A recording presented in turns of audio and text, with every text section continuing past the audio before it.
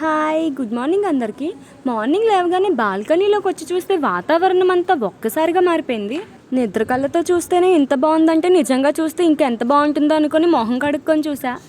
Blue star ఏసీలు భూమికి తగిలేలాగా ఆకాశంలో పెట్టారేమో అనిపించింది. అంత చల్లగా ఉంది వెదరు. అంతా బాగానే ఉంది. సినిమాల్లో చూపించినట్టు నాకు కూడా ఫోటో తీస్తే బాగుండు అనుకున్నాను. ఒక్కసారి మెరుపొచ్చింది. కోల్గేట్ యాడ్కి ఏమాత్రం తగ్గకుండా ఒక్కసారి స్మైల్ ఇచ్చా. వెదర్ బాగుందని హ్యాపీగా ఫీల్ అవుతున్నాను, కానీ ఆ తర్వాత వచ్చే పరిణామాలు ఎలా ఉంటాయని భయంగా కూడా ఉంది. ఇంతకుముందు ఎండాకాలంలో వర్షాలు వస్తే మేడ మీద పెట్టిన వడియాలు ఏరుకునేవారు. నేను వాట్సాప్లో మెసేజ్లు చూసుకున్నాను.